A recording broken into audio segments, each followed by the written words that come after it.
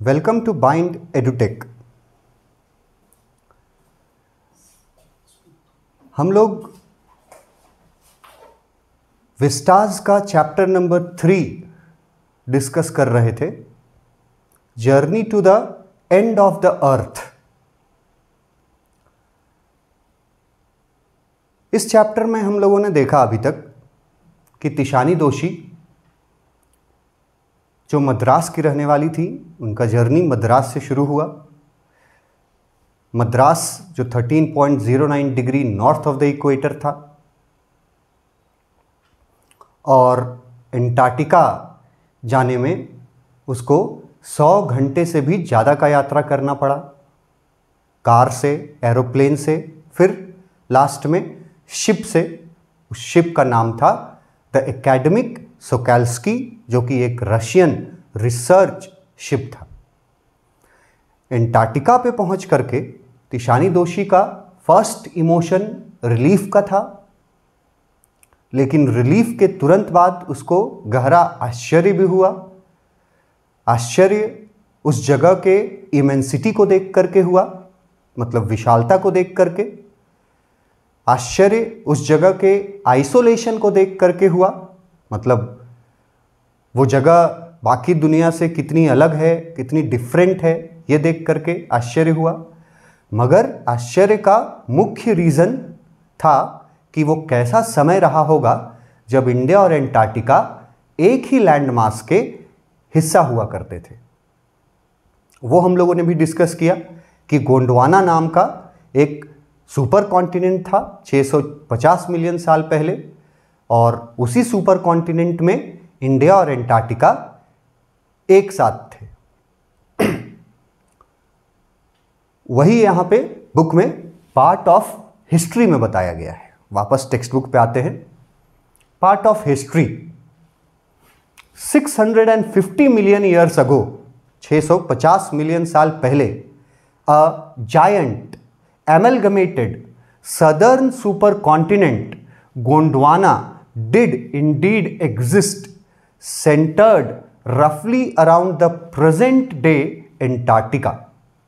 650 million साल पहले गोंडवाना नाम का एक बहुत विशाल, जायंट वर्ड यूज किया है, मतलब बहुत बड़ा।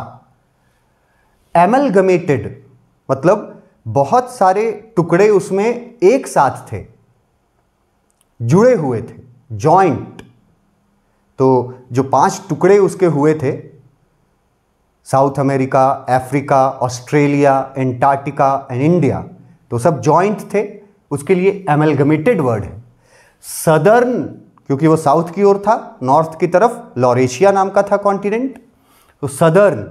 सुपर कॉन्टिनेंट, क्योंकि वो बहुत बड़ा था इसलिए सुपर कॉन्टिनेंट गोंडवाना नाम था, 650 मिलियन साल पहले था। ये गोंडवाना लगभग उसी जगह पर था, सेंटर्ड रफली around the present day Antarctica. Things were quite different then. उस समय चीजें बिल्कुल अलग थी। Things were quite different. क्या क्या डिफरेंट चीजें थी? Humans had not arrived on the global scene. Human beings उस समय तक, जब गोंडवाना था उस समय ह्यूमन बींग्स का अराइवल नहीं हुआ था। इनफैक्ट मैमल्स का भी अराइवल नहीं हुआ था। उस समय डायनासॉर्स जैसे प्रजातियां गोंडवाना पर थीं।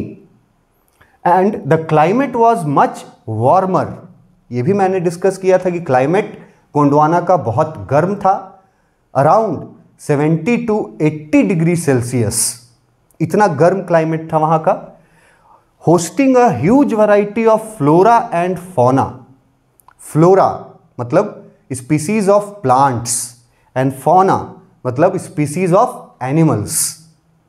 ह्यूज वैरायटी मतलब अलग अलग तरह के प्लांट्स और अलग अलग तरह के एनिमल्स पाए जाते थे गोंडवाना लैंड के वार्म क्लाइमेट में।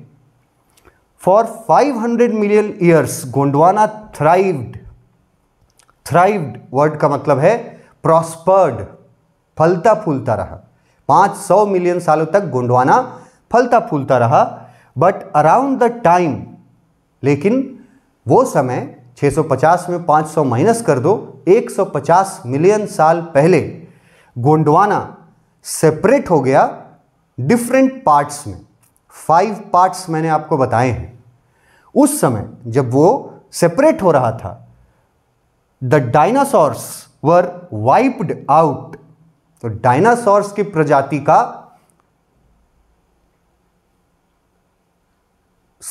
समापन हुआ उस समय, फिनिश हो गए डायनासोर्स। और लिखता है and the age of the mammals got under way, मतलब मैमल्स प्रजाति की शुरुआत हुई उस समय। स्टार्टिंग हुआ मैमल्स का और एंड हुआ डायनासोर्स के प्रजाति का। The land mass was forced to separate into countries shaping the globe much as we know it today. उस समय वो Gondwana land mass different parts में बट गया था। 5 पार्ट्स मैंने आपको बताए, और आज हम लोग उन 5 पार्ट्स को अलग अलग देश या अलग अलग कॉन्टिनेंट्स के नाम से जानते हैं। ये बहुत इंपॉर्टेंट पार्ट है। गोंडवाना से क्वेश्चंस हमेशा अराइज किए जाते हैं। जैसे आपसे पूछा जाएगा कि गोंडवाना लैंड कितना साल पहले एग्जिस्ट करता था, 650 मिलियन साल पहले। पूछा जाएगा कि गोंडवाना लैंड के अलावा उस समय एक और कॉन्टिनेंट कौन सा था, तो लॉरेशिया था, नॉर्दर्न साइड में। गोंडवाना सदर्न साइड वाला कॉन्टिनेंट था। उसके बाद पूछा जाएगा कि गोंडवाना पर क्लाइमेट कैसा था, वार्मर क्लाइमेट। पूछा जाएगा कि क्या वहाँ पेड़ पौधे और पशु पक्षी पाए जाते थे। Yes, huge variety of flora and fauna, बहुत अलग अलग तरह के पेड़ पौधे और अलग अलग तरह के पशु पक्षी पाए जाते थे। पूछा जाएगा कि गोंडवाना कितने सालों तक फलता फूलता रहा, तो 500 मिलियन ईयर्स, 500 मिलियन सालों तक गोंडवाना फलता फूलता रहा। फिर पूछा जाएगा कि गोंडवाना सेपरेट कब हुआ, तो 650 में 500 माइनस कर दो, अबाउट 150 मिलियन ईयर्स अगो, लगभग 150 मिलियन साल पहले गोंडवाना टूट गया, सेपरेट हो गया। कितने पार्ट्स में? 5 पार्ट्स में। जब गोंडवाना सेपरेट हो रहा था उस समय एक प्रजाति का अंत हो रहा था और एक दूसरे प्रजाति की शुरुआत हो रही थी। अंत होने वाला प्रजाति कौन सा था? डायनासोर्स का प्रजाति, उसका अंत हो रहा था।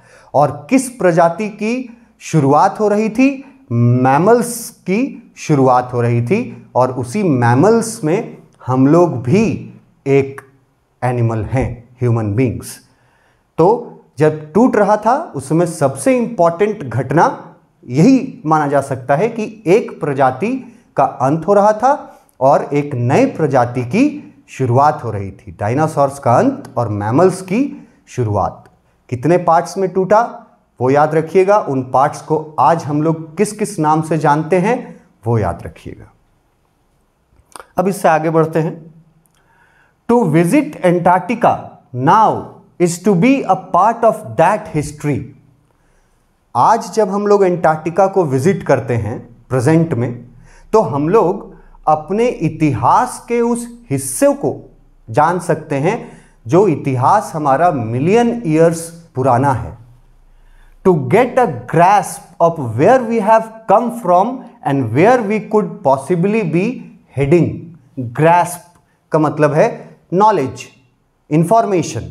हम लोग को ये इंफॉर्मेशन मिलता है एंटार्क्टिका विजिट करने से, हमें ये इंफॉर्मेशन मिलता है where we have come from, हम लोग आए कहाँ से हैं, मतलब हमारा पास्ट क्या था, ये इंफॉर्मेशन मिलता है। And where we could possibly be heading, मतलब हम लोग का फ्यूचर क्या होने वाला है वो भी हमें एंटार्क्टिका विजिट करने से पता चलता है। It is to understand the significance of, significance word का मतलब है इंपॉर्टेंस, महत्व। तो एंटार्क्टिका को विजिट करने से किन किन चीजों का सिग्निफिकेंस पता चलता है। यहां लिखा हुआ है significance of Cordilleran folds and pre Cambrian granite shields. Cordilleran folds ये एक ज्योग्राफिकल टर्म है।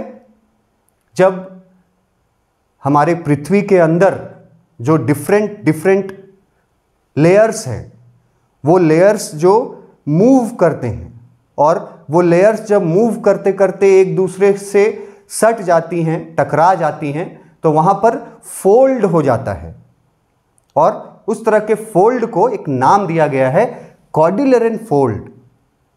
ये नाम आपको याद रखना है, इसका कोई हिंदी अर्थ हम नहीं बता पाएंगे। कॉर्डिलेरन फोल्ड्स का इंपॉर्टेंस पता चलता है एंटार्क्टिका को विजिट करने से, और प्री कैम्ब्रियन ग्रेनाइट शील्ड्स का भी इंपॉर्टेंस पता चलता है। ग्रेनाइट शील्ड क्या होता है? पत्थर है एक तरह का, ग्रेनाइट सुने भी होंगे आप लोग, पत्थर है। और प्री कैम्ब्रियन ये पहले का एक एज है, एक डिकेड है प्री कैम्ब्रियन। तो उस समय का मतलब मिलियन ईयर्स पहले का ग्रेनाइट पत्थरों के बारे में हमें एंटार्क्टिका पर आज विजिट करने से पता चलता है।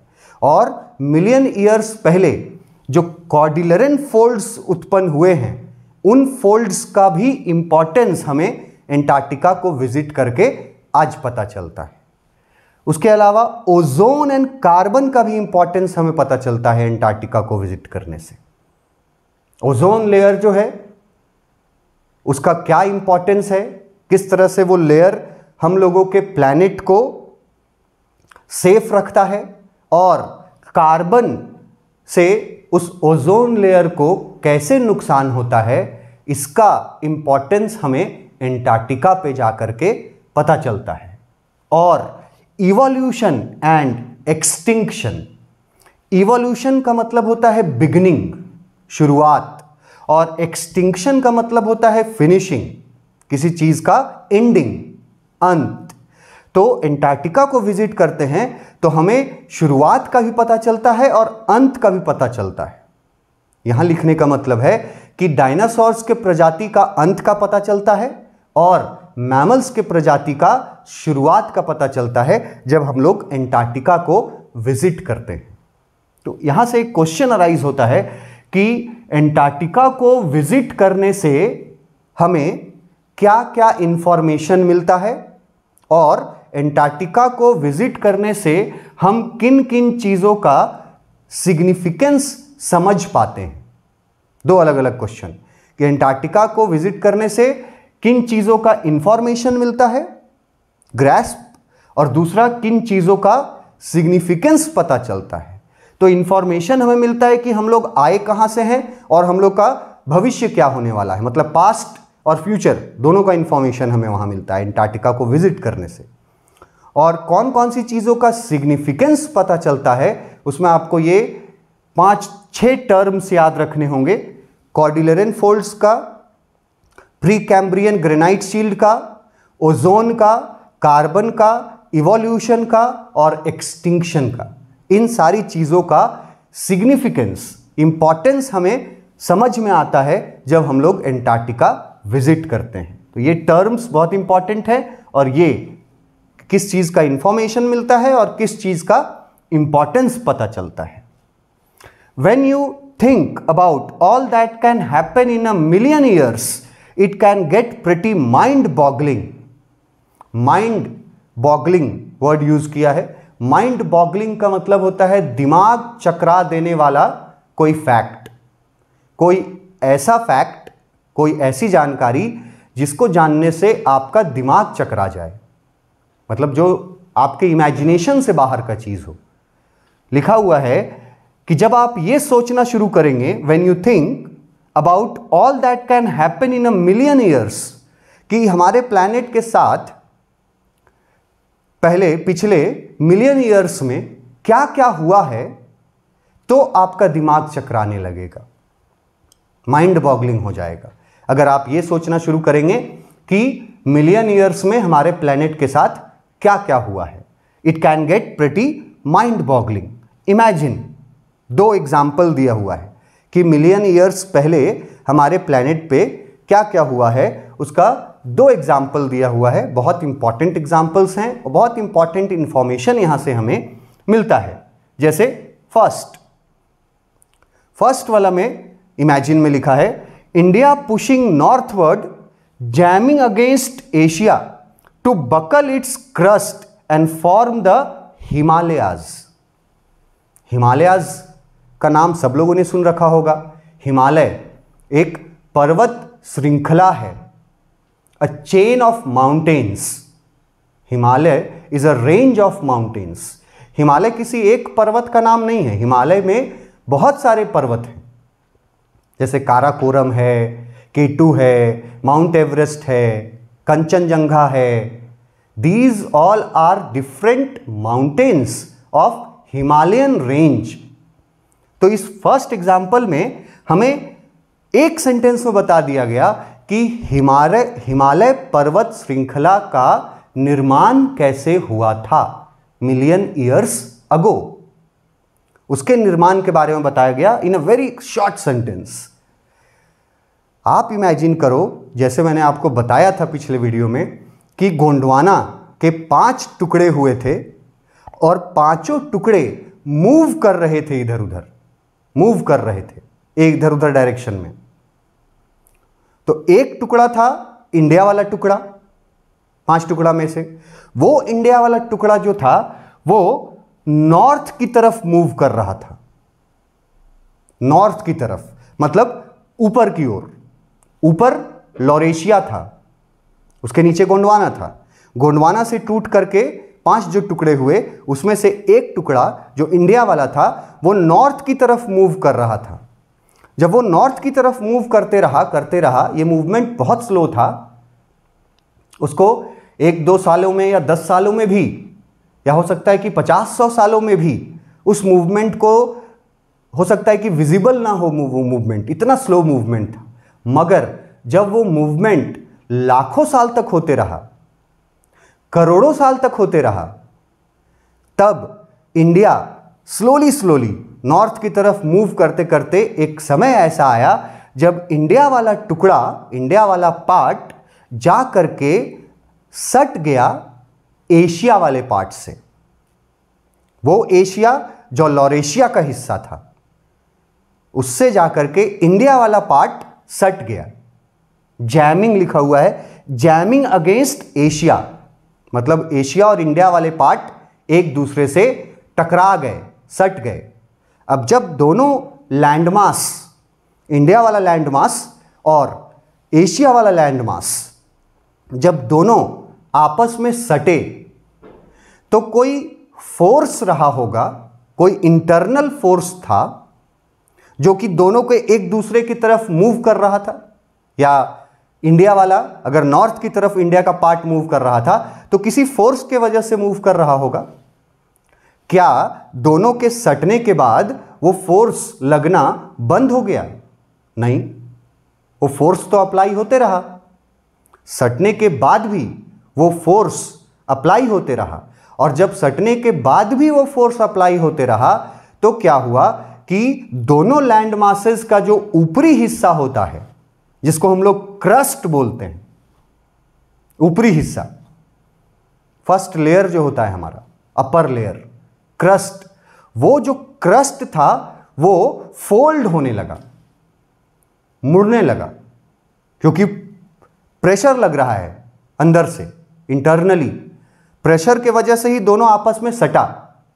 सटने के बाद भी वो प्रेशर कंटिन्यू रहा, और तब उस प्रेशर के वजह से दोनों लैंड मासेस का, इंडिया और एशिया दोनों लैंड मासेस का जो क्रस्ट था, जो अपर लेयर था, वो फोल्ड कर गया, मुड़ गया, और धीरे धीरे फोल्ड करते करते वो पूरा एक पर्वत श्रृंखला बना दिया, जिस पर्वत श्रृंखला को हम लोग आज हिमालयन रेंज से जानते हैं। ऐसे हिमालय पर्वत श्रृंखला का निर्माण हुआ था। ये बहुत शॉर्ट में बताया है, आपसे क्वेश्चंस बहुत ज़रूरी है यहाँ से पूछे जाएंगे। हिमालयन रेंज का फॉर्मेशन कैसे हुआ, किन 2 पार्ट्स के टकराने से या सटने से हुआ, कोलाइड करने से हुआ। तो 2 पार्ट थे, एक इंडिया और दूसरा एशिया। इंडिया वाला पार्ट कहां से टूट करके निकला था? गोंडवाना से। एशिया वाला पार्ट कहां से टूट के निकला था? लॉरेशिया से। कौन किसके तरफ मूव कर रहा था? तो इंडिया वाला पार्ट मूव कर रहा था नॉर्थ, मतलब ऊपर, मतलब एशिया की तरफ। और ये मूव करते करते करते करते जाके एक दिन उससे सट गया। सटने के बाद भी जब फोर्स अप्लाई होते रहा लैंड मास पर, तो वहां एक फोल्ड क्रिएट हो गया। क्रस्ट जो है वो मुड़ते चला गया पृथ्वी का, और वही जो फोल्ड है वो बढ़ते बढ़ते बढ़ते बढ़ते आज हम लोग उस फोल्ड को हिमालयन माउंटेन रेंज के नाम से जानते हैं। ऐसे हिमालय पर्वत का निर्माण हुआ, और ये हमारे इतिहास में हुआ मिलियन ईयर्स अगो। किसी ने इसको देखा नहीं होगा उस समय, क्योंकि उस समय देखने के लिए ह्यूमन बींग्स तो थे ही नहीं। मैमल्स का शुरुआत जरूर हो गया था, पर ह्यूमन बींग्स का शुरुआत नहीं हुआ था उस समय। ह्यूमन बींग्स तो बहुत बाद में आए हैं इस प्लैनेट पर, वो भी डिस्कस करेंगे हम लोग आगे कि ह्यूमन बींग्स का जो इवॉल्वमेंट है वो कब हुआ था प्लैनेट पर। अभी सिर्फ हम लोग मैमल्स को डिस्कस किए कि 150 मिलियन साल पहले मैमल्स की शुरुआत हुई थी, नॉट ऑफ ह्यूमन बींग्स। तो ये मिलियन ईयर्स पहले जो हिमालय पर्वत श्रृंखला का फॉर्मेशन हुआ, वो उसके बारे में अगर आप आज बैठ करके सोचिएगा, then your mind will become boggling. तब आपका दिमाग चकराने लगेगा ये सोच करके कि मिलियन ईयर्स में हमारे प्लैनेट पर क्या क्या हुआ है। एक और एग्जाम्पल दिया हुआ है जो मिलियन ईयर्स में हुआ, वो एग्जाम्पल यहां से है। South America drifting off to join North America. अब गोंडवाना वाला जो 5 टुकड़े थे, उस 5 टुकड़े में से साउथ अमेरिका भी एक टुकड़ा था। वो साउथ अमेरिका वाला टुकड़ा जब टूटा गोंडवाना से, तो वो टुकड़ा ड्रिफ्ट कर रहा था, मतलब मूव कर रहा था नॉर्थ की तरफ। वो भी नॉर्थ की तरफ जा रहा था। इंडिया वाला टुकड़ा भी नॉर्थ की तरफ जाकर के एशिया से सटा। साउथ अमेरिका वाला टुकड़ा जो है वो भी नॉर्थ की तरफ मूव कर रहा था, और किसको जाकर के ज्वाइन कर रहा था? नॉर्थ अमेरिका वाले टुकड़े को। आज प्रेजेंट डे में वर्ल्ड मैप में आप देखिएगा कि नॉर्थ अमेरिका और साउथ अमेरिका जॉइंट है, एक जगह सटा हुआ है। लेकिन जब आप हिस्ट्री में जाइएगा, प्लैनेट की हिस्ट्री में जाइएगा, तो आपको पता चलेगा कि एक्चुअली में मिलियन ईयर्स अगो ये नॉर्थ अमेरिका और साउथ अमेरिका, ये दोनों तो बिल्कुल अलग अलग लैंड मासेस में थे।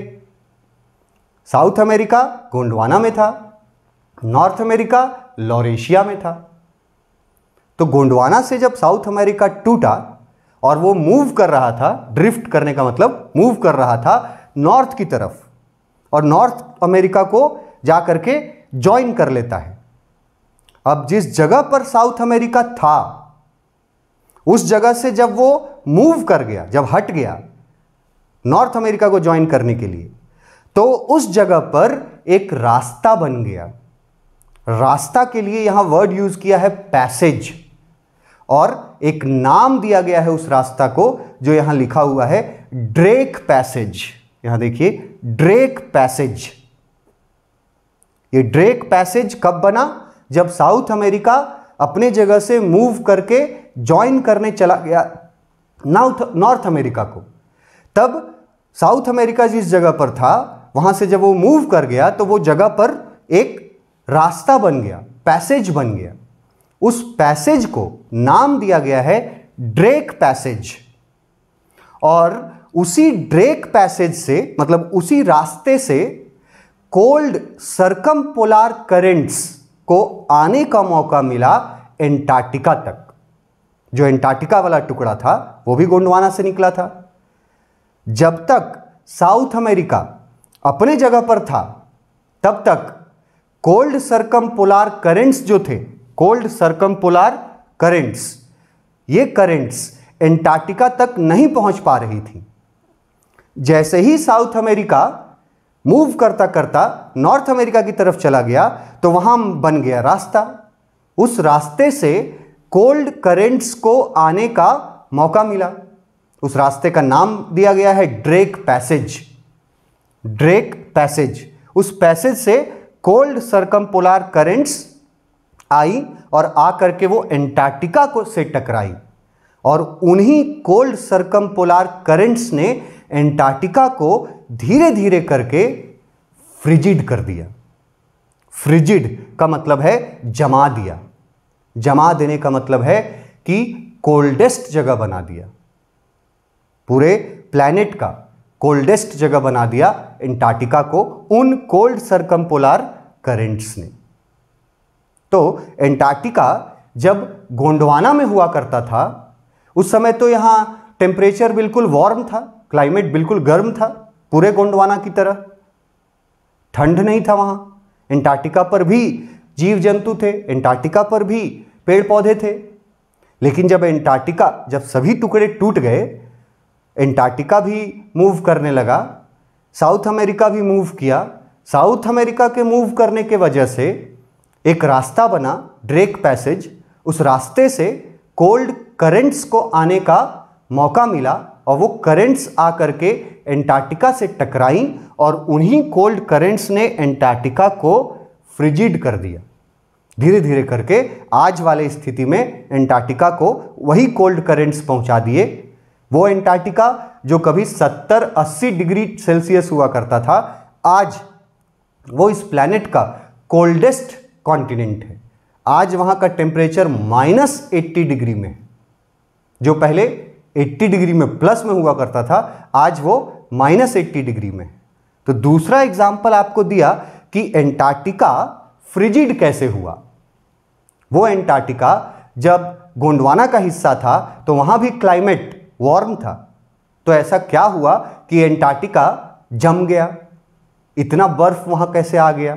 उसका रीजन बताया है, ये भी बहुत शॉर्ट में बताया है कि साउथ अमेरिका अपने जगह से मूव करके नॉर्थ अमेरिका को ज्वाइन करने चला गया। जब वो अपने जगह से मूव कर गया तो उस जगह पर एक रास्ता बन गया, ड्रेक पैसेज। उस रास्ते से कोल्ड सरकमपोलार करंट्स को आने का मौका मिला और वो करंट्स आकर के एंटार्क्टिका से टकराई और उन्हीं कोल्ड सरकमपोलार करंट्स ने एंटार्क्टिका को फ्रिजिड कर दिया, डिसोलेट। डिसोलेट मतलब वहां फिर उन्हीं कोल्ड सरकमपोलार करंट्स के वजह से एंटार्क्टिका पर कभी जीवन संभव नहीं हुआ। डिसोलेट कर दिया उसको और at the bottom of the world. और उन्हीं कोल्ड सरकमपोलार करंट्स के वजह से एंटार्क्टिका हमारे मैप में बॉटम में चला गया, सबसे नीचे चला गया। यहां दो एग्जाम्पल्स, वेरी इंपॉर्टेंट एग्जाम्पल्स दिया हुआ है। First about the formation of Himalayas and second about how Antarctica became frigid. Himalaya का प्रोसेस, फॉर्मेशन कैसे हुआ और एंटार्क्टिका फ्रिजिड कैसे हुआ, बहुत इंपॉर्टेंट हैं। कुछ टर्म्स आपको याद रखने हैं दोनों में। जैसे हिमालय का फॉर्मेशन के बारे में पूछा तो आपको इंडिया वाला पार्ट के बारे में बताना है कि इंडिया मूव कर रहा था नॉर्थवर्ड। किससे जाके ज्वाइन हो रहा था? एशिया से। जब एशिया से जाके ज्वाइन हो गया तो दोनों लैंड मासेज का जो क्रस्ट था, जो ऊपरी लेयर था, वो फोल्ड हो गया और वही फोल्ड को आज हम लोग हिमालयन रेंज के नाम से जानते हैं। दूसरा, एंटार्क्टिका के बारे में पूछेगा कि कैसे फ्रिजिड हुआ, तो साउथ अमेरिका से शुरू करेंगे। साउथ अमेरिका अपने जगह से मूव करके नॉर्थ अमेरिका को ज्वाइन करने चला गया। साउथ अमेरिका के मूव करने के वजह से उस जगह पर एक ड्रेक पैसेज बन गया। उस पैसेज से कोल्ड सरकमपोलार करंट्स आई और उन्हीं कोल्ड सरकमपोलार करंट्स ने एंटार्क्टिका को फ्रिजिड करके रख दिया, जमा करके रख दिया। ये बहुत इंपॉर्टेंट दो फैक्ट्स हैं जो कि माइंड बॉगलिंग फैक्ट्स हैं, दिमाग चकराने वाले फैक्ट्स हैं, जो हमारे प्लैनेट पर मिलियन ईयर्स अगो ये घटनाएं हो चुकी हैं। और मिलियन ईयर्स अगो ये जो घटनाएं हुई हैं, उन घटनाओं को आज हम लोग विजिबली देख पा रहे हैं कि हिमालय आज हिमालय पर्वत श्रृंखला है, पर एक समय वो नहीं था। कैसे बना, इसके बारे में जब आप इतिहास में जाइएगा, then your mind will boggle, तब आपका दिमाग चकराने लगेगा कि एंटार्क्टिका जो कि 80 डिग्री सेल्सियस था, गर्म था, वो -80 डिग्री कैसे हो गया। ये जब आप हिस्ट्री में, प्लैनेट के हिस्ट्री में जाके समझने की कोशिश कीजिएगा, then your mind will boggle, तब आपका दिमाग चकराने लगेगा। ये 2 फैक्ट थे जो बहुत इंपॉर्टेंट हैं। और इसके ऊपर ये था एक नॉलेज कि किस चीज़ का हमें इंफॉर्मेशन मिलता है, हम लोग आए कहाँ से हैं, मतलब हमारा पास्ट, और हम लोग कहाँ जाने वाले हैं, मतलब हमारा फ्यूचर। किस चीज़ का सिग्निफिकेंस पता चलता है, तो बहुत सारी चीज़ों का सिग्निफिकेंस पता चलता है यहाँ तक। Cordilleran folds, pre Cambrian granite shield, ozone and carbon, evolution and extinction, इन सारी चीज़ों का इंपॉर्टेंस पता चलता है एंटार्क्टिका को विजिट करने से। इसके आगे नेक्स्ट क्लास में बढ़ेंगे। Thank you.